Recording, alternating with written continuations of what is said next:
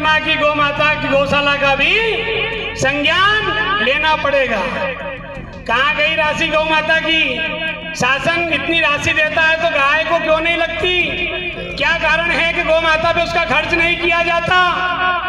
इन सब को लेकर माननीय मुख्यमंत्री जी हमारे महापुरुष गौ माता को अपने बाल अर्पण कर रहे हैं। और ये आज स्वामी जी का सारे के सारे अखाड़े द्वारे के लोग हैं। स्वामी कृष्णानंद जी बड़े उदासीन अखाड़े से आते हैं। स्वामी जी महाराज, आपके द्वारा 498 गायों का एक मामला उठा रखा है आपने। आपका ये आरोप है कि वहाँ की जो गौशाला है उनके द्वारा 498 गायों का कोई लेखा जोखा नहीं मिल रहा है। उसके संबंध में आज आपने आपके जन्मदिन के अवसर पर आज के कार्यक्रम को गौ माता को श्री चरणों में मतलब श्रद्धांजलि अर्पित करी है। क्या है पूरा वाक्य? देखिए ऐसा है साहब, बात ये नहीं है कि हमने जन्मदिन को समर्पित कर दिया। बात यह है कि हमने गाय के दूध को पी के हम इतने बड़े हुए। तो जब आदमी ऋणी रहता है तो वो ऋण उतारना ही चाहता है। मैं गौ माता का ऋणी हूँ, मैंने गाय का दूध पिया है, वो दूध को पी के मैं बड़ा हुआ हूँ। मैं आज ये सोचता हूँ कि मेरी 498 गौ माता के साथ क्या हुआ। गौ तस्करों के हाथ गई तो निश्चित है कि सुरक्षित तो है ही नहीं। मैंने तो ये मान लिया है गौ तस्करों को दिए, गौ तस्कर लोगों को दिए तो निश्चित मानिए कि गौ वंश तो हमारा गया। और गया तो आज हमने सादर श्रद्धासुमन अर्पित भी कर दिए हैं और गौ माता को श्रद्धांजलि देती है।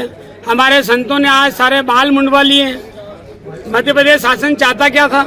मध्य प्रदेश शासन के अधिकारी लोग प्रशासनिक सेवाओं में क्या चाहते थे कि संत समाज आए और अपने बालों का मुंडन करे गौ माता के लिए। हमने कर दिया। ये हमारा एक कार्य था जो करना था हमको। गौ माता को अपने शरीर भी अर्पण कर दिया।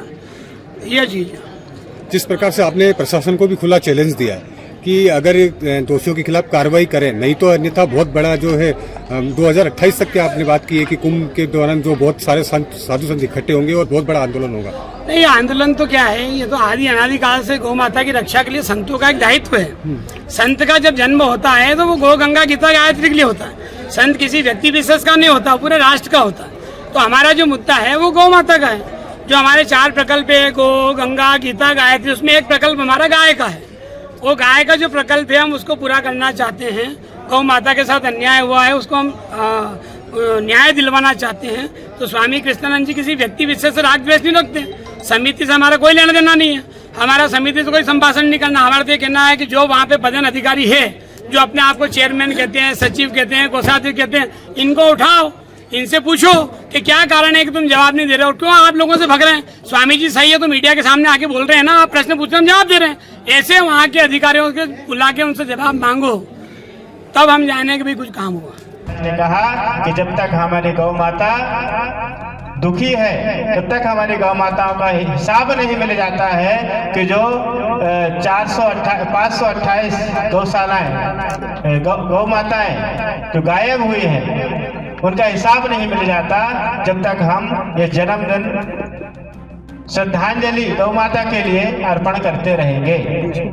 लेकिन स्वामी जी के साथ हे कृष्ण बजा तेरी बंसी वह जोत जगा मेरे उर में, जिससे भक्त बनूं तेरा निर्भय विचरूं भूमंडल में, अज्ञान अंधेरा दूर करूं वह जोत जगा दो भारत में। हे कृष्ण प्रदान करो शक्ति जिससे अविराम बढ़ूं पथ में, मुद मंगल में संतों ने गौ माता की पुण्य स्मृति में अपना मुंडन संस्कार करवाया। हरियाणा से जनमानस आया, उन्होंने मुंडन संस्कार करवाया। बाहर से लोग आए, उन्होंने अपने बाल दिए।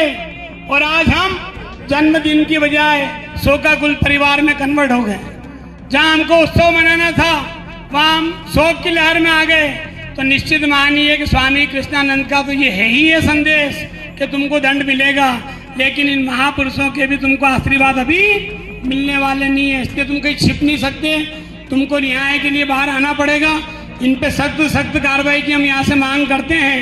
यही नहीं तो कुंभ पर्व के बाद 13 ही अखाड़ों को बुलवा कर इनके चिमटे डलवा दूंगा, याद रखना।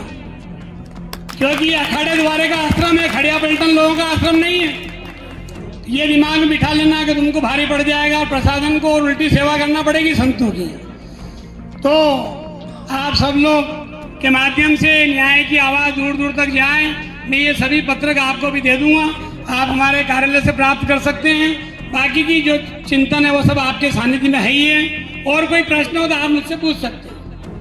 अगर कोई पत्रकार बंधु प्रश्न पूछना चाहे तो मैं बैठा हूँ। लाखों की संख्या में हमारे गो भक्त हैं और ये सोचे नहीं कि स्वामी जी अल्लाह के नाम मर्डर कर देंगे ना। स्वामी जी कोई चिड़िया नहीं है तो मर्डर कर दोगे, या कोई मच्छर नहीं है मसल दोगे। मैं वो घाघ हूँ जो सर्वे करता हूँ फिर हमला करता हूँ। मैं अभी मीडिया में भी कह रहा हूँ, 2 साल का रिसर्च था। इनकी जन्म कुंडली मेरे पास में थी, मैं 2 साल से रिसर्च कर रहा था। और भी पार्टियों की कुंडलियां पड़ी है, या तो तुम सिलेंडर कर दो नहीं तो वो भी बाहर निकाल दूंगा। बजाओ ताली। चापाखेड़ा से हमारे बीच में जिसपे ये ब्लेम लगाया गया था कि चापसाला में हमने गायें शिफ्ट कर दी है, नूनखेड़ा में जब लगाया था सोशल मीडिया पे कि नूनखेड़ा में हमारे यहाँ गायें शिफ्ट कर दी गई है, बड़ी अच्छी बात है। नूनखेड़ा के अध्यक्ष महोदय हमारे बीच में, वो कहेंगे क्या हुआ। आज ताली बजाओ। Wish that everybody gets inspired from what Gurudev does. Even like if we can bring like 2% of what Gurudev does and what he wishes the society to follow, if we try to follow that, I think our society and India as a whole will be on a very good path. भी गुरु भक्त कहाँ से आए हैं? क्या आपको पता था कि आज गुरु जी के जन्मदिन पे गुरु जी ने इतना बड़ा आंदोलन छेड़ा है? उसके प्रति आपकी क्या सहानुभूति है? जुड़े हुए हैं, गौ सेवा के माध्यम से भी जुड़े हुए हैं। और हम चाहते हैं कि जो हिंदुत्व के नाम पे जो पार्टी राजनीति कर रही है और अंतिम मुख बधिर होकर सुन रही है, एक सही आवाज उठाई जा रही है, उसके लिए कोई प्रशासन कोई ध्यान नहीं दे रहा है। ऐसा ना हो कि उसका गोलमाल जवाब वर्तमान समिति क्यों दे रही है, वो मीडिया के सामने क्यों नहीं आ रही है, तो उनसे पूछो जाके। आपको शायद मालूम नहीं होगा कि मध्य प्रदेश सरकार प्रति गाय रोज का मानदेय मतलब चारा 15 रुपए और सूदाना के 5 रुपए, यानी कि 20 रुपए गाय को देती है। इसको जब मल्टीप्लाई करके देखोगे तो ये राशि बहुत बड़ी बन जाती है। ये सारे पेपर में आपको दूंगा। एक दूसरी, 2004 में आदेश्वर मंदिर खाचोक के व्यवस्थापक भूपेंद्र जी लोनावत के द्वारा जब ये बाहर गांव शिफ्ट होने के कारण आदेश्वर मंदिर की व्यवस्था संचालित करने में उनसे असमर्थता जताई गई, तो मंदिर के सदस्यों के द्वारा मंदिर की व्यवस्था चलाने करने हेतु सर्व समिति से नए व्यवस्थापक के रूप में उक्त व्यक्ति को नियुक्त किया गया। लेकिन यही व्यक्ति ने 20 साल तक इस मंदिर के साथ धोखाधड़ी की है। इसकी पूरी डिटेल्स इस पेपर में है, ये आप देख सकते हैं। इसकी जन्म कुंडली है अध्यक्ष, नाम, पते, एड्रेस, समाज का कितना करोड़ों रुपए का घोटाला इसने किया वो पूरा डाटा है। इसको मीडिया वालों को हम दे देंगे, आप बढ़िया आवाज उठाइए और गौ माता को न्याय दिलवाइए। सबसे पहला तो यह है कि अपने अध्यक्ष पद को अमर उजाला जीवांजलि के सारथी की मदद लें और महाकुंभ में स्नान जरूर करें।